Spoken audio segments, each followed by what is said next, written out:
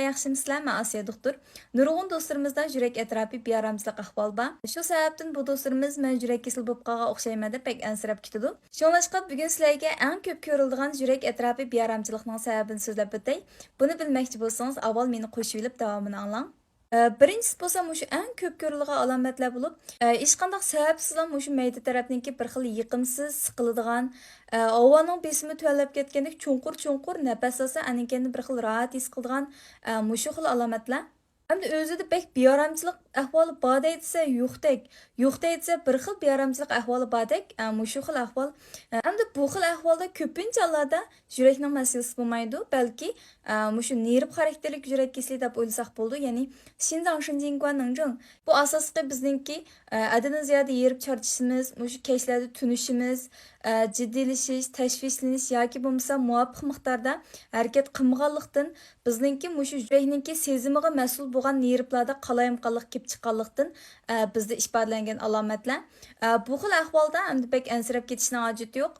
Asosligi o'zimizni erkin tutib, bekchiq o'ylaolmay, amal bo'lsa muvofiq miqdorda harakat qilgan vaqtda 2 oydan 3 oygacha bo'lgan vaqtda yaxshilanish bo'ldi. İkinchisi bo'lsa, hech qanday jiddiylashish yoki yerib charchash qatorliq shunday sirtqi zarbalar bo'lmagan ahvol ostida tuyuqsizlam yuragimiz o'zi tez so'qib ketib, yana tuyuqsizlam o'ngishilib qoladigan mushu xil ahvollar.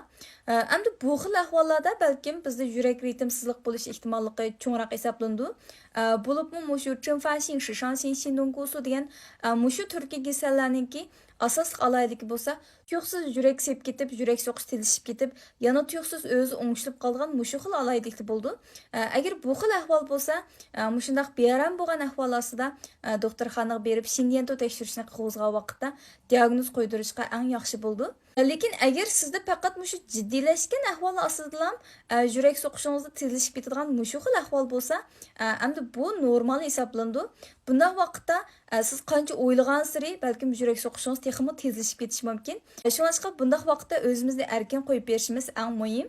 Üçüncüsü bo'lsa faqat mush yurak atrofidagi ma'lum bir o'rinninki jini sanjigandek og'risi.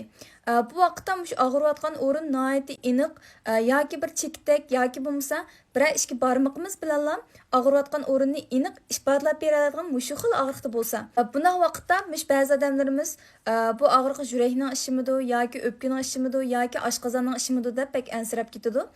Lekin bunday pek ansirab ketishninki hojati yo'q. Chunki bizningki ichki a'zolarimizning og'riqi bo'lsa, ko'pincha hollarda bir xil tilib og'riydi. Masalan, bir xil tosh besib olgandek, ma'lum bir doirani asos qilgan ahvolda og'riydi. Shuningdek, ma'lum bir nihoyatda kichik bo'lgan bir o'rinninki jini sanjigandek bundoq o'tkir og'riqi bo'lsa, balkim buningki teri kasalliklari, ya'ni balvoqsiman qo'rqoq bo'lib qolish ehtimolligi bor. Endi balvoqsiman qo'rqoq bo'lgan vaqtda mush og'riq bir necha kun davomlashgandan keyin aninkayindan mush teri yuziga ushaq qizil narsalar chiqadi.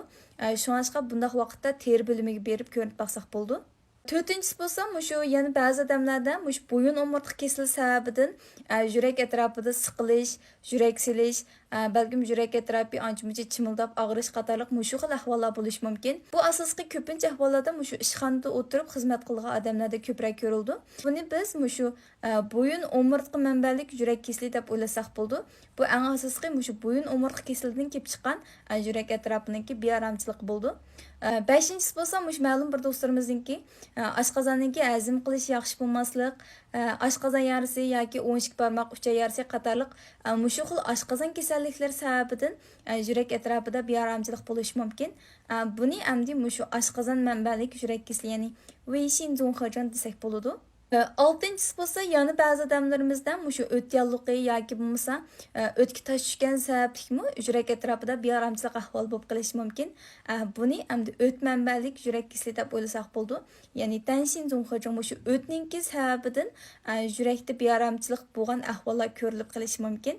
Yettinchisi, odatda siz harakat qilgan vaqtda yoki bo'lmasa kayfiyatingizda o'zgarish bo'lgan vaqtda mushu yurakningki atrofi og'riydigan, siz damagandan keyin o'ngishildigan mushu xil alaylikda bo'lsa, endi bu xil og'riq bakrak mushu yurak sanjiqininki alomatlari bo'lishi mumkin. Keng do'stlarning foydalanib qolishini umid qilaman.